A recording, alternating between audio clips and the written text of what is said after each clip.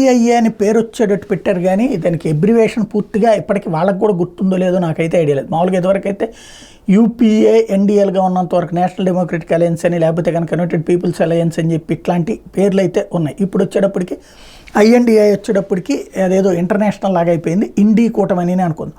వాళ్ళ అంచనాలు ఎట్లున్నాయి, ఇది 4వ దశ ఎన్నికలకు సంబంధించి అని చూస్తే ఆంధ్రప్రదేశ్లో 25 స్థానాల్లో ఒక పార్లమెంటు స్థానాన్ని గెలుచుకుంటామని అంచనా వేస్తున్నారు, కడప పార్లమెంటు స్థానాన్ని.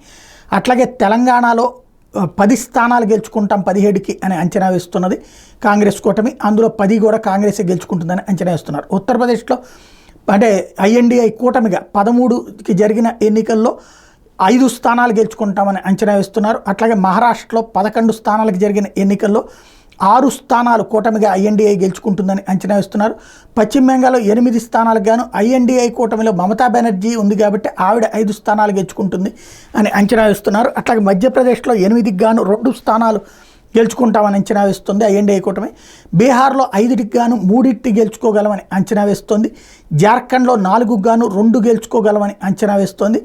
ఒరిస్సాలో 4కు గాను 1 అసాధ్యమని అంచనా వేస్తుంది. జమ్మూ కాశ్మీర్లో కూడా లేదని అంచనా వేస్తుంది. టోటల్గా చూస్తే 96కు గాను ఒక 15 నుంచి 20 దాకా సీట్లు గెలుచుకోగలమని అంచనా వేస్తుంది. కూటమిగా 35 నుండి 40 స్థానాలు గెలుచుకోగలమని అంచనా వేస్తుంది.